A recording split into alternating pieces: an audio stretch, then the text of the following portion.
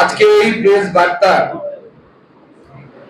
এক অদ্ভুত পরিস্থিতিতে আমাদেরকে করতে হচ্ছে, কারণ আপনারা জানেন আজ বঙ্গীয় ছাত্র সমাজের ডাকে যে নবান্ন অভিযান, নবান্ন ঘেরাও অভিযান এবং মুখ্যমন্ত্রীর পদত্যাগের দাবিতে, যাকে তারা পোশাকিভাবে এইভাবে বলেছে দফা এক, দাবি এক, মুখ্যমন্ত্রীর পদত্যাগ, সেই দাবিকে সামনে রেখে বঙ্গীয় ছাত্র সমাজের নবান্ন অভিযান এখনো চলছে, টিল নাও কন্টিনিউ।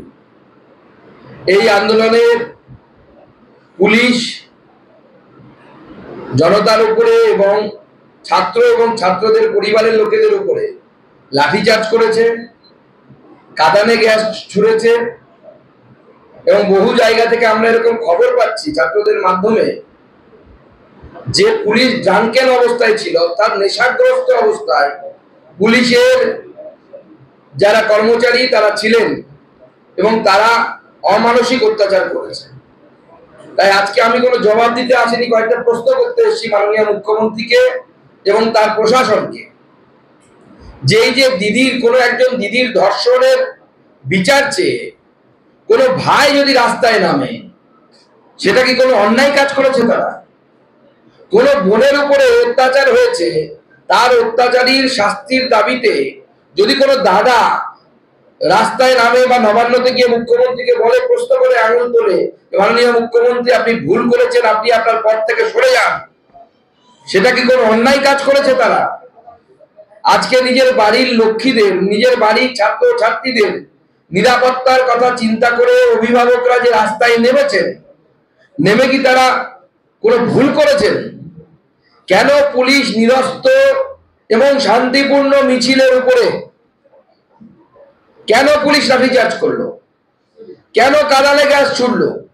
এমনকি বয়স্ক মানুষ, মহিলারা পর্যন্ত ছাড় পায়নি। পুলিশ অজুহাত হিসেবে হয়তো বলবে যে পাথর ছুঁড়েছে, কোনো জায়গায় পাথর ছোড়ার ঘটনা পুলিশের লাঠিচার্জের আগে ঘটেনি। কেমিক্যাল মেশানো জল স্প্রে করা হয়েছে, এরকম অভিযোগ আমরা ছাত্রদের কাছ থেকে পাচ্ছি, যে জল কামান দেখেছে পুলিশ। ছাত্রদের, নিরীহ ছাত্রদের একটি আন্দোলন, সেই আন্দোলনে পুলিশ কেমিক্যাল মেশানো জল স্প্রে করছে। এটা কি ধরনের আচরণ? আমাদের এই ছাত্র সমাজে বেকার যুবক যুবতী যারা, তারা কি বাংলায় জন্ম নিয়ে তারা কি কোনো ভুল করেছেন?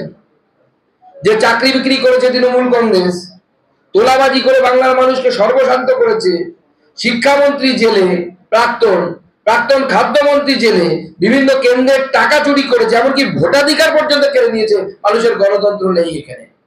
তার বিরুদ্ধে যখন আমাদের ছাত্র সমাজ যখন নামছে, বাংলার ছাত্র সমাজ যখন নামছে, তখন সেই বাংলার ছাত্র সমাজকে মাননীয় মুখ্যমন্ত্রী রক্ত স্নান করাতে চাইছেন। মাননীয় মুখ্যমন্ত্রী আর বারবার আঘাত এনেছেন। আমি শুনলাম এই দমদমের কাছের একটি মেয়ের নাকি ড্রাঙ্কের অবস্থায় পুলিশ লাঠিচার্জ করে এবং মাথায় বাড়ি দিয়েছে। এখনই খবর পেলাম, আমি অবাক হয়ে গেলাম যে কিভাবে আমরা পুলিশের আচরণ দেখতে পাচ্ছি, যে আচরণগুলো মানুষ কোনোভাবে মেনে নিতে পারছে না। এবং যে মুখ্যমন্ত্রীকে এত দমন পীড়ন করে ক্ষমতায় টিকে থাকতে হচ্ছে, সেই মুখ্যমন্ত্রীর কি ক্ষমতায় থাকার কোনো প্রয়োজন আছে কি? আমার তো মনে হয় না সেই মুখ্যমন্ত্রী ক্ষমতায় টিকে থাকার কোনো অধিকার আছে। তাই বাংলার মানুষকে জবাব দেওয়ার সময় এসেছে এবং এই জবাব দিতে হবে। আজকে বাংলার গণতন্ত্র, স্বাধীনতা এবং সুরক্ষা সমস্ত কিছু বিপন্ন। সেই জন্য এই আন্দোলন বিজেপির আন্দোলন, রাম বাম কোন আন্দোলন না। মাননীয় মুখ্যমন্ত্রী দেয়াল লিখন করতে পারছেন না।